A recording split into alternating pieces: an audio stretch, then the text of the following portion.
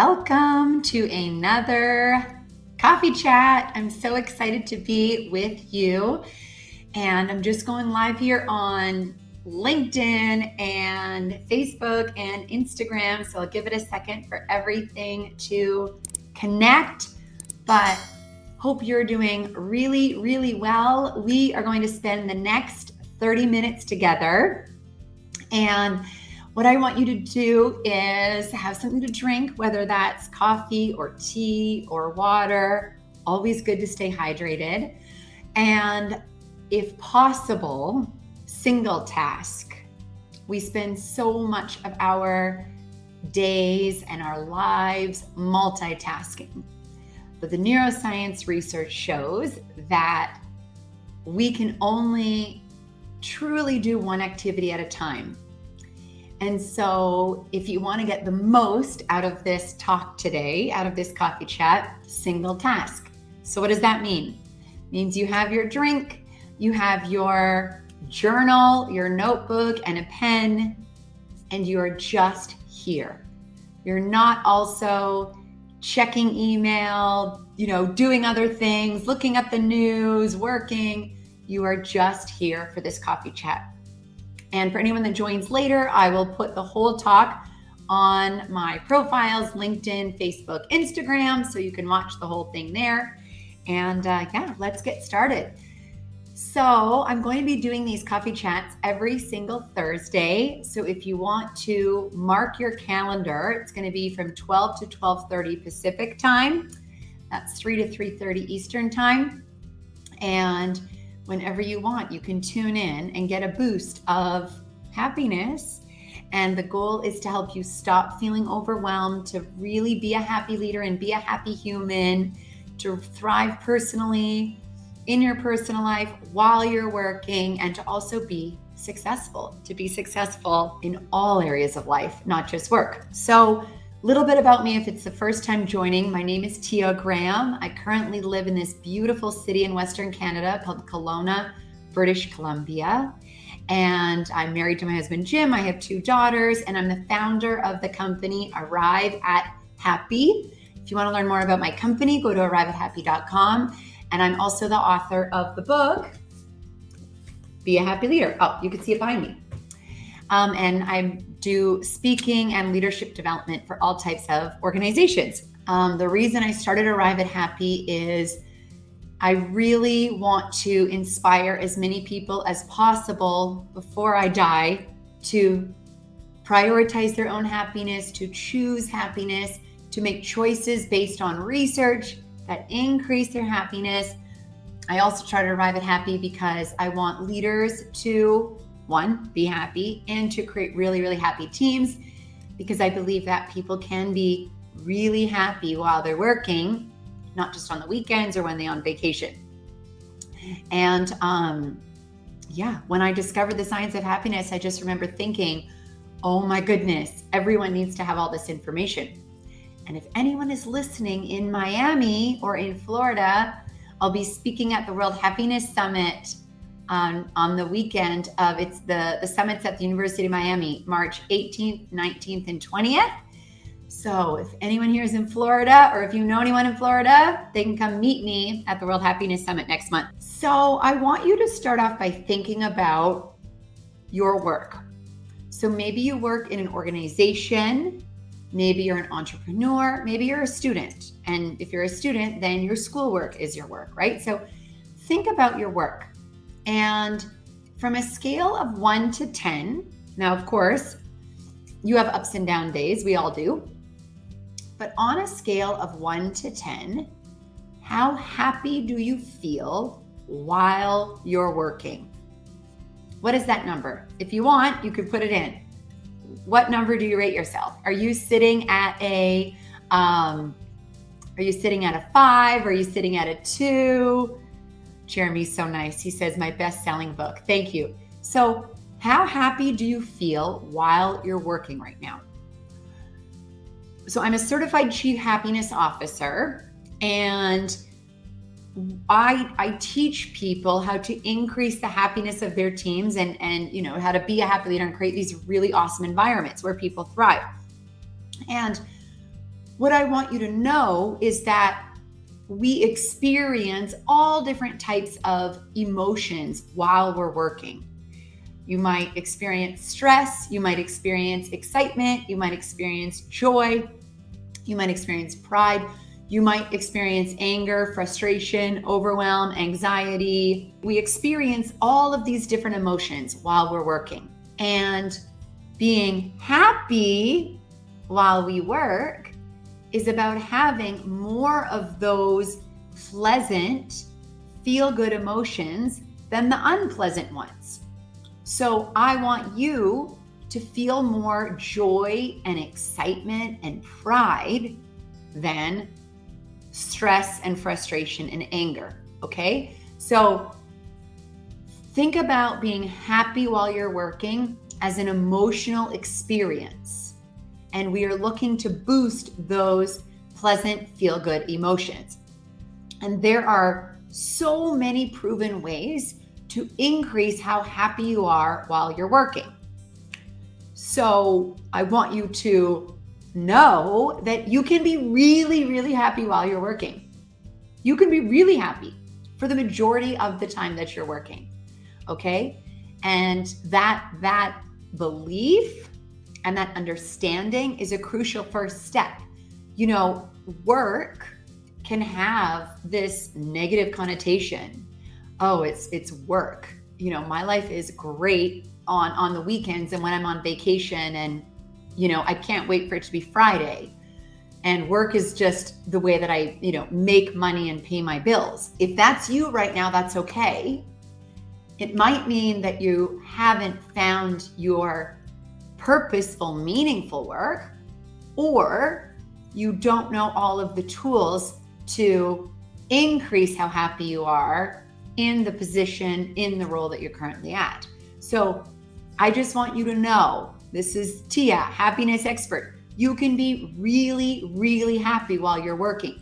You can be as happy while you're working on a Tuesday morning as you are on a Saturday night with friends. I'm serious. You really can be. So I I talk about personal happiness. I talk about positive leadership, and this is about happiness while you're working. So I'm just going to give you some tools today, but I want you to know there are many, many strategies and tools for you to use in 2022 and beyond to increase your happiness while work. So there have been different periods in my life where I have felt really happy while I'm working. And there's also been periods in my life where I have not felt very happy while I'm working. Okay. So, one that comes to mind where I did not feel really happy was when I first moved to Manhattan. I moved from the island of Kauai, moved to Manhattan. I was an associate director of sales for 5 hotels in New York City, the W hotels. And right when I moved to New York, the financial market crashed. All of the hotels were doing terribly financially. I was in charge of keeping the team motivated and productive and trying to sell during this extremely challenging time. We had an extremely ugly office space. The leader that I had, her style of leadership was very, very different than anything that I had had before. I was working nonstop. Of course, New York City is very, very expensive. And it was stressful and it was overwhelming. And those first 3 to 6 months, almost on a daily basis, I would say to myself, oh my gosh, I made a mistake. I should have never moved to New York City. What am I doing here? This is not fun. I am not happy. And you might be in that state right now. You might be thinking, I am not happy while I'm working.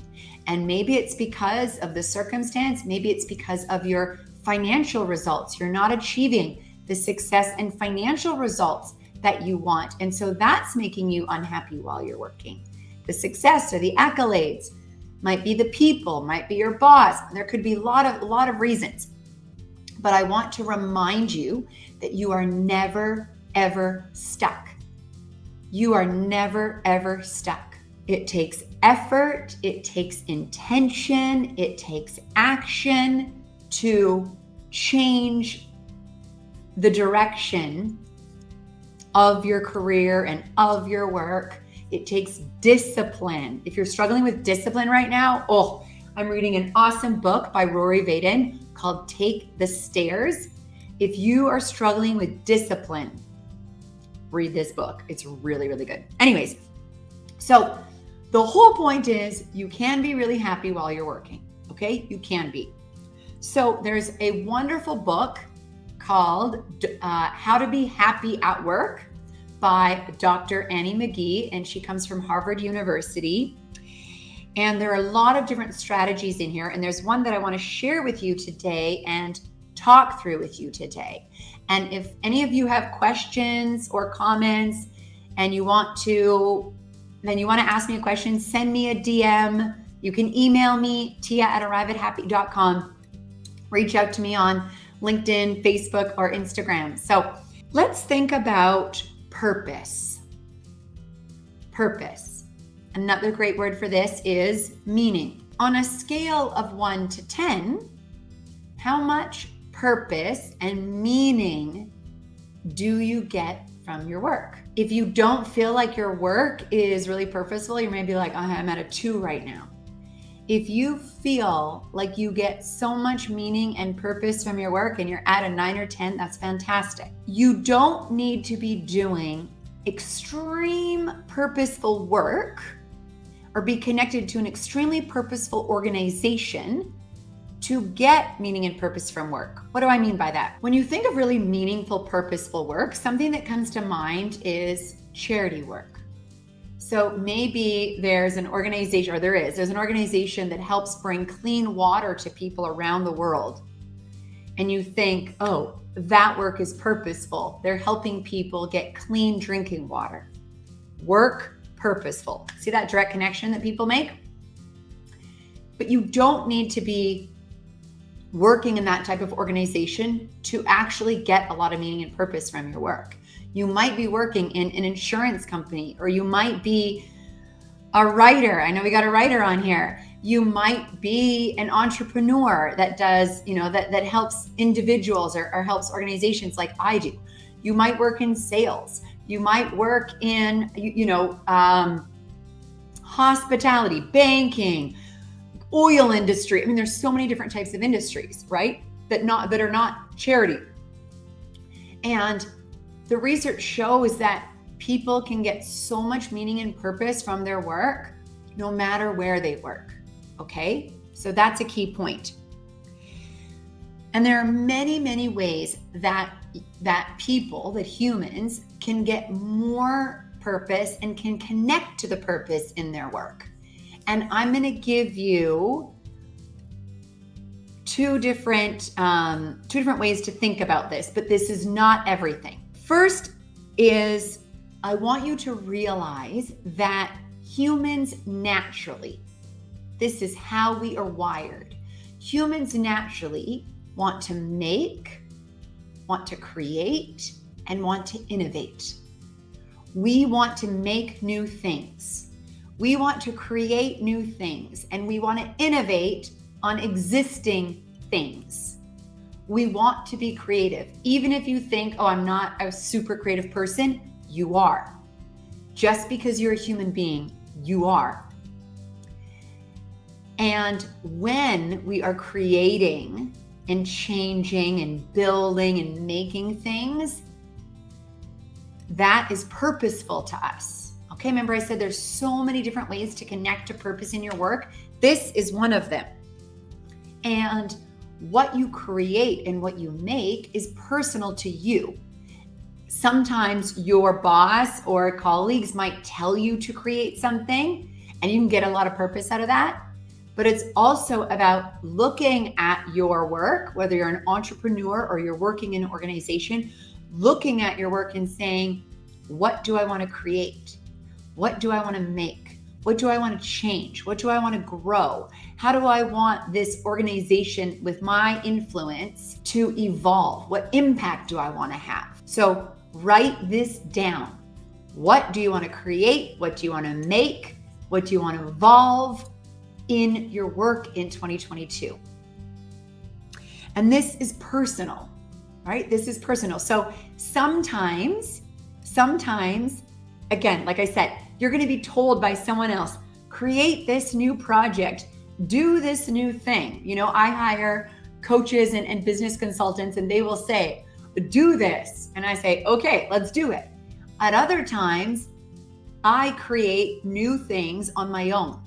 And so I want you to be doing both. If you're in an organization, I want you to be doing both. And if you're an entrepreneur, I want you to get really clear on what do I want to create by the end of the year. All right. And this is vital. This is really vital, is you are going to get more purpose if what you're creating, what you're making is going to last.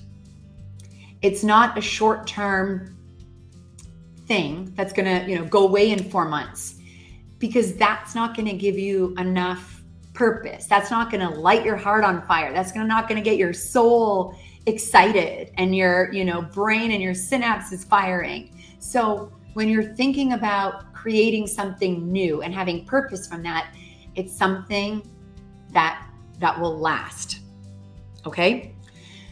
So one way, if you're in an organization or if you have your own organization like I do, one way to approach, okay, what could I create that would last? One approach to this is looking at what problems exist. What problems exist either in my company or in my industry, for my customers, for my clients, for my colleagues. Think about the type of work you do. If you're a student, you could be thinking about what problems exist in my studies, in how I'm studying, in what I'm studying, what problems exist. How can I contribute to the greater good? Write this down.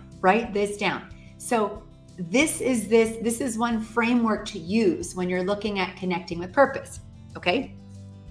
So here are some ideas on how you can approach contributing to the greater good and fixing problems. Remember, when you are fixing a problem, you're innovating, you're creating, you're making, you're evolving. And that is going to connect to your sense of purpose. And when you're connected to your sense of purpose, you're happier while working. Okay? And there's so many benefits, physically, intellectually, there are so many benefits to being happy while you're working. Number one, you'll live longer. Okay, you will live longer. That should be enough. There's also a lot of other benefits. So the first is, if you're in an organization or if you are an entrepreneur, like a solopreneur like mine, you can join a group that's trying to fix a problem. So let's say you, after this talk, pause and think, okay, where is there a problem in my industry? Or where is there a problem in my company? What problems are our customers having? And then either join an existing group that is trying to solve this problem or create your own. Create your own.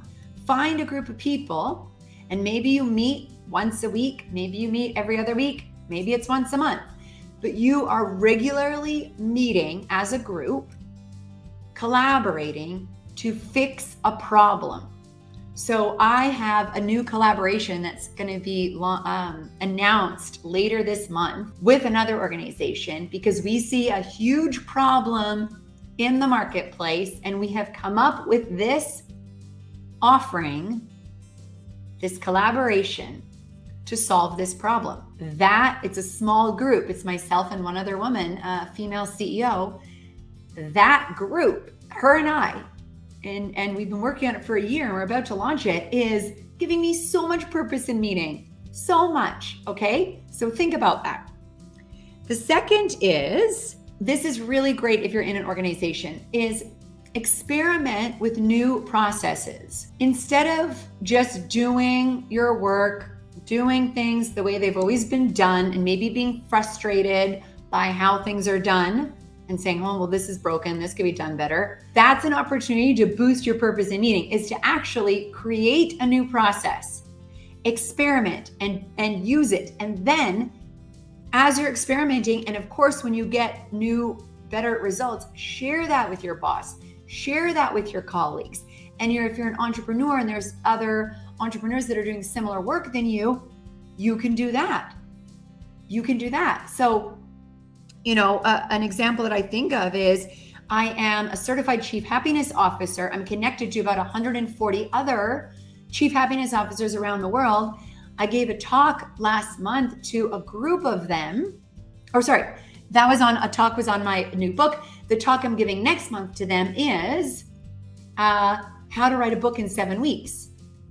So here's an example of a process that some people take a decade to finish a book. I did it in 7 weeks, and I'm teaching other happiness experts how to do that, because the more happiness experts that write books, the better the world is. Okay, so that's an example. And when I'm teaching these others, I get purpose. Another one is, if you see something broken in the system, this could be in your company or in your industry. If you see something broken, don't underestimate your circle of influence and try and fix it.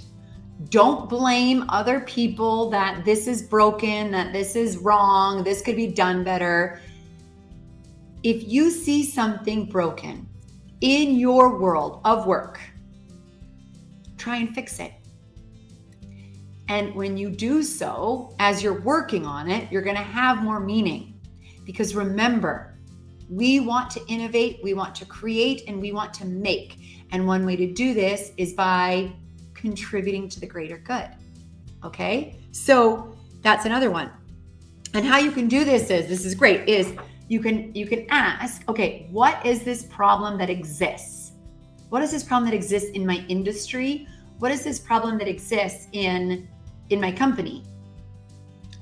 As I said, this obviously for students, you could think about this too. And then this is really important, is what do I have control over? You might not be able to fix every single process, every single problem in your industry, in your company, but you have a lot of influence. And humans working underestimate how much control we have. We actually have way more control than we think we do, and then we give ourselves credit for. And the internet and social media creates an incredible opportunity to help others by sharing information. So as you're working on this problem, you could start sharing what you're doing. And when you are contributing to the greater good and working on purpose, you are going to attract people. When you're working on fixing problems and when you're in your lane doing what you're supposed to be doing, people and opportunities are going to come to you. I wouldn't have dreamed in a million years the opportunities that have come to me over the past 5 years as I have been working on the problem of unhappiness, or I've been working on the problem of unhappiness at work or negative toxic leadership. When you start working on problems and people see that you truly authentically want to fix them, people will come to you and join you and give you resources and share insights. So you're never alone in this either. As we finish up this chat, Ariana Huffington has been talking a lot about. Jen Fisher, who is the Director of Wellbeing at Deloitte, has been talking a lot about, and I'm sure others. There's a term called life-work integration. Life-work integration, which I love. I think it's fantastic. I've been using it nonstop since I heard it. So instead of work-life balance, or I've heard the term work-life brilliance, which is kind of a take on that first one, I want you to think of life-work integration. Write this down. Put this on a Post-it in your home office or your office if you're in a building. Life-work integration is about, you have a personal life. It involves friends and family and sleep and taking care of your physical body and your hobbies. And, if you're a parent, all of these different things, travel, your finances, right? This is all your personal life. And then you have work. And so when you think about happiness and you think about happiness while you're working, I don't want you to have this goal of this perfect equilibrium of, okay, I work this many hours and it's balanced with this much leisure time, sleep, and family time, and should be this and this. No. Life and work are integrated together, right? Think about how your whole body system is integrated. That's like a metaphor, is everything is integrated. And so take this time, take this weekend to reflect on, how do I want my life and my work to be integrated this year? How do I want to design my days, my weeks, my months, so that there's integration, and most importantly, so that you feel how you want to feel. That is what I want you to focus on when you're thinking about life work integration and happiness at work, and your happiness in general. So thank you so much for joining. Come join me next week for another coffee chat. Every single week has a different topic, new strategies, and new tools. If you just joined, you can watch the whole talk on Instagram or LinkedIn or Facebook. Please comment and share. If you want to do a screenshot, and I want to hear what your favorite part was, and reach out to me if you have any questions or comments. Have a wonderful rest of the day. The name of the book is called How to Be Happy at Work by Dr. Annie McKee. It's McKee, McKee. How to Be Happy at Work. It's a great book. I highly recommend it. So great to be with all of you today, and see you again next week.